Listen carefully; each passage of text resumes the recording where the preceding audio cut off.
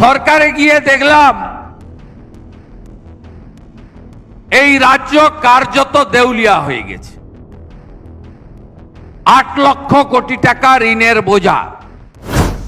ভারত সরকার স্বচ্ছ ভারতে শৌচালয় নির্মাণের টাকা দিত, খাতায় পত্রে শৌচালয় তৈরি হতো, কিন্তু গ্রামের মানুষ, প্রান্তিক মানুষ তার সুবিধা পেতেন না। ভারত সরকার প্রধানমন্ত্রী আবাস যোজনার টাকা দিতেন, সেই আবাস যোজনার বাড়ি প্রকৃত বেনিফিশিয়ারিরা পেতেন না।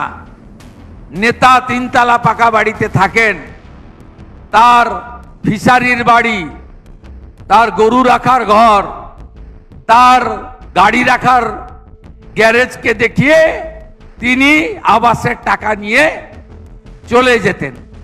সব সময় মাথায় রাখতে হবে যে আমরা যেন সংবিধানকে মেনে চলি, কখনোই সাংবিধানিক ব্যবস্থার বাইরে ডিরেল না হতে চাই।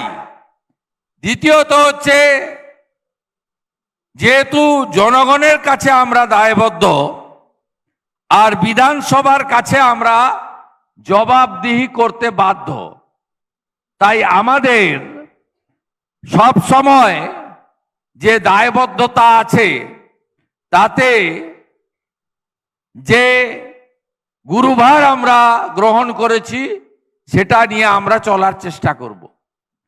আপনি যদি বলেন বর্তমান মুখ্যমন্ত্রীকে 110 দিনের আপনার অভিজ্ঞতা, সরকারের ভিতরে ঢুকে কি দেখলেন, আপনারা কি করতে পারলেন, অগ্রাধিকার কিসে দিলেন, আগামী দিনে আপনাদের পরিকল্পনা কি?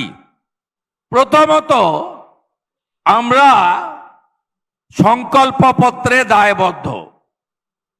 ভারতীয় জনতা পার্টি এবারে যাকে ইস্তাহার বলে, চলতি কথায় ম্যানিফেস্টো বলে, আর আমরা সংকল্পপত্র অর্থাৎ কমিটমেন্ট হিসেবে বলেছি।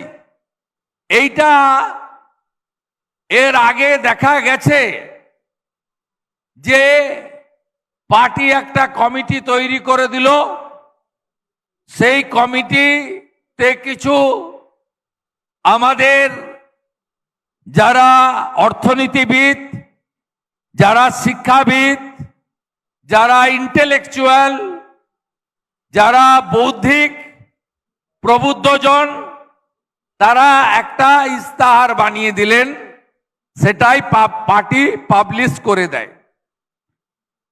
কিন্তু ভারতীয় জনতা পার্টি এবারে 2026-এর গণতন্ত্রের মহোৎসবের আগে মাননীয় রাজ্য সভাপতি, রাজ্যসভার সাংসদ শ্রমিক ভট্টাচার্য মহোদয় তিনি পাবলিশ করেছিলেন বাজারে, গঞ্জে, নগরে ড্রপ বক্স। ভারতীয় জনতা পার্টির যত কার্যালয় আছে রাজ্যে, খুব বেশি সংখ্যায় নেই, সেখানেও ড্রপ বক্স, যেখানে মানুষ তার সাজেশন দিতে পারবে। তাপস রায় মহোদয়ের নেতৃত্বে, ডক্টর অশোক লাহিড়ির নেতৃত্বে, স্বপন দাশগুপ্তর উপস্থিতিতে একটা কমিটি তৈরি করা হয়েছিল, আরো অনেকে ছিলেন। আমি বক্তব্য দীর্ঘায়িত করতে চাই না, তাই কয়েকজনের নাম উল্লেখ করলাম। তারা সমস্ত শিল্পগোষ্ঠী, chamber, merchant, business organization, university কলেজের স্টুডেন্ট, প্রফেসর, ডক্টরস এবং বিভিন্ন স্তরের মানুষ, কৃষিক্ষেত্রে কাজ করা মানুষ, একদম ক্ষেত মজুর, একদম অসংগঠিত শ্রমিক, নির্মাণ কর্মী, সবার কাছ থেকে আমরা সাজেশন কালেক্ট করে একটা বড় এক্সারসাইজ করেছি। সেই বড় এক্সারসাইজের পরে ফাইনালি আমরা ভারত সরকারের স্বরাষ্ট্র ও সমবায় মন্ত্রী তথা ভারতীয় জনতা পার্টির প্রাক্তন কেন্দ্রীয় সভাপতি অমিত শাহজির হাত ধরে আমরা এটা প্রকাশ করেছি। This is our commitment letter to the voters of West Bengal, অর্থাৎ সংকল্পপত্র আমরা প্রকাশ করেছি। তাই আমরা as a chief minister of the state সংকল্পপত্রকে পর্যায়ক্রমে ধাপে ধাপে পূরণ করা, এটা আমাদের প্রথম এবং প্রধান লক্ষ্য এবং অঙ্গীকার। এটা নিয়ে কোনো বিতর্ক, বিরোধ, বিচ্যুতি বা সরে আসার জায়গা নেই, এটা প্রথমত বুঝতে হবে। তাই লক্ষ্য আমাদের খুব পরিষ্কার। দ্বিতীয়ত, আমরা এই সরকারে গিয়ে কি দেখলাম? সরকারে গিয়ে দেখলাম এই রাজ্য কার্যত দেউলিয়া হয়ে গেছে। 8 লক্ষ কোটি টাকা ঋণের বোঝা। যেদিন লেফট ফ্রন্ট ছেড়ে দিয়ে চলে যায় 2011 সালের 20 মে, সেদিন আমাদের এই রাজ্যে 1,98,000 কোটি টাকা ঋণের বোঝা ছিল। সেটা বাড়তে বাড়তে বাড়তে 8 লক্ষ কোটিতে গিয়ে পৌঁছায়। আপনি যদি রাজ্য বাজেট দেখেন, দেখবেন 4,38,000 কোটি টাকার বাজেটে 1 লক্ষ কোটি টাকা ঋণের কিস্তি এবং ইন্টারেস্ট দেওয়ার জন্য আমাদেরকে ইয়ারমার্ক করে রাখতে হয়েছে। এই রাজ্য কিন্তু এর আগে এইরকম কঠিন অবস্থায় ছিল না। তাহলে এই জায়গা থেকে বেরিয়ে আসবেন কি করে? বর্তমান আমরা রাজ্য সরকারে এসেছি, আমরা একদিনে আলাদিনের আশ্চর্য প্রদীপের মতো ওয়ান ফাইন মর্নিং পুরো ঋণ শোধ করা, ঋণ নেওয়া বন্ধ করা, সবকিছু বদলে দিতে আমরা পারবো না। কিন্তু এটা থেকে বেরিয়ে আসতে গেলে আমাদের কি করতে হবে? একদিকে ভাতা নির্ভর রাজ্য করে দেওয়ার দিকে এই রাজ্যকে এগিয়ে নিয়ে যাওয়া গেছে। এই রকম অবস্থা অন্য কোথাও নেই। আমি সংকল্পপত্র ঘোষণার দিন অমিত শাহজির পাশে ছিলাম, একদিকে শ্রমিক দা, একদিকে আমি।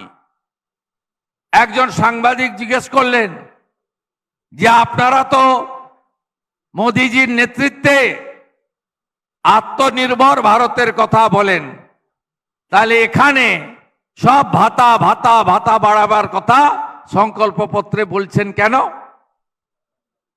তখন কেন্দ্রীয় স্বরাষ্ট্রমন্ত্রী বলেছিলেন যে পশ্চিমবঙ্গে এত বড় বড় গর্ত হয়ে গেছে, গর্তগুলোকে যতক্ষণ না আমরা পূরণ করতে পারি বা ফিল আপ করতে পারি, ততক্ষণ পর্যন্ত পশ্চিমবাংলার একটা বড় অংশের মানুষকে অর্থনৈতিক সাপোর্ট আমাদের দিয়ে যেতে হবে। কিন্তু লং টার্মে আমরা এই রাজ্যকে যখন সুজলাং সুফলাং করব, তখন এই রাজ্য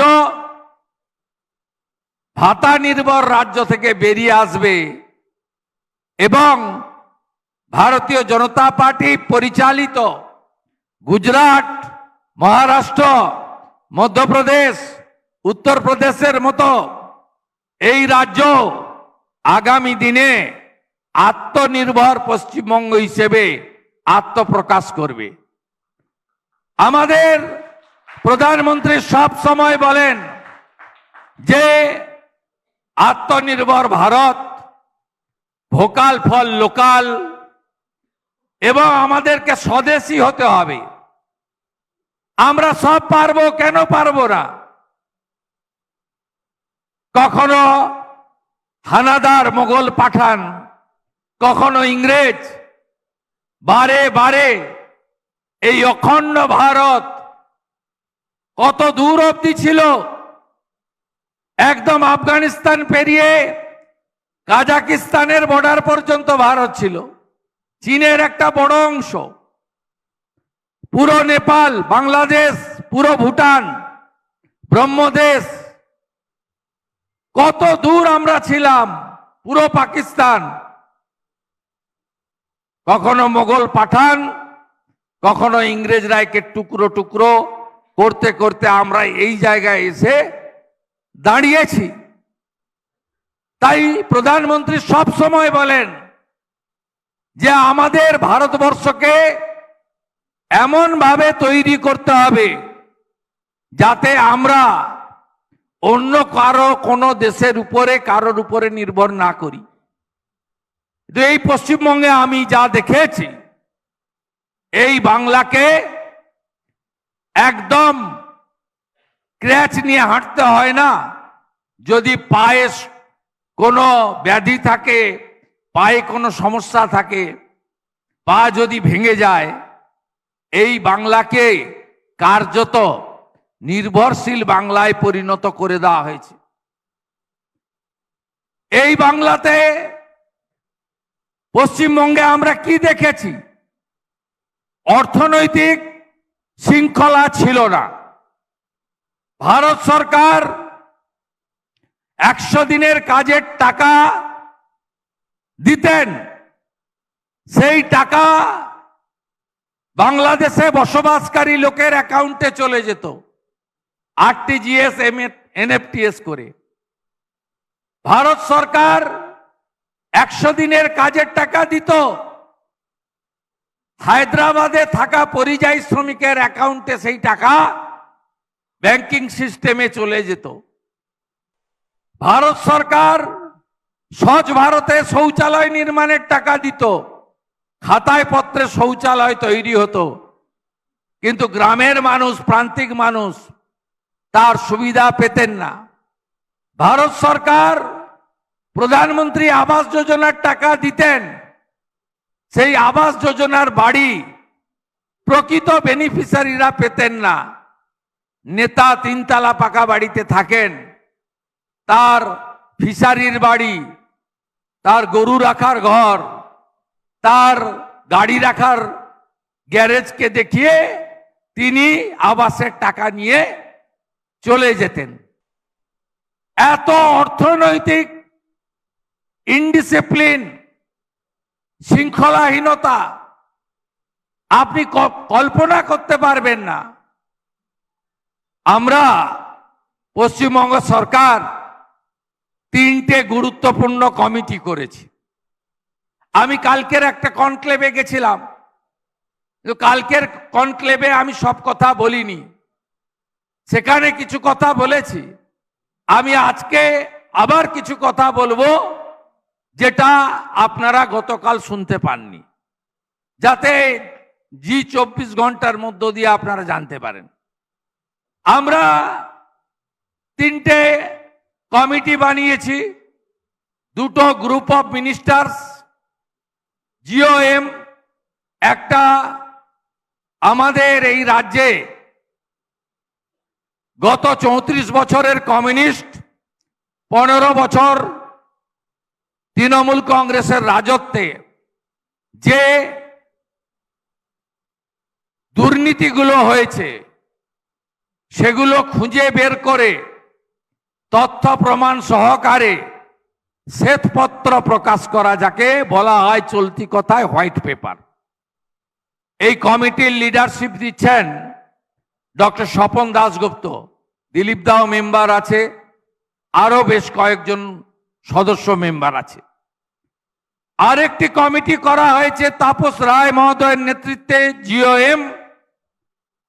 এই রাজ্যে টাটাকে তাড়ানোর পরে শিল্প, বাণিজ্য, বিনিয়োগ, তার যে এবং ভুল ল্যান্ড পলিসি এবং শিল্প ইনসেন্টিভ আজকে তুলে দেওয়ার ফলে যে লক অ্যান্ড কি তালা চাবি লাগানো হয়েছিল মাঝারি এবং বৃহৎ শিল্পে, সেই তালা চাবি কি করে খোলা যায়, তার জন্য GOM under the leadership of the industry ministers Tapas Roy, তার একটা শিল্প নীতি সঙ্গে জমি নীতি, সেই কমিটি ফাংশনিং, তার ফার্স্ট রিপোর্টও আমরা খুব তাড়াতাড়ি পেয়ে যাব।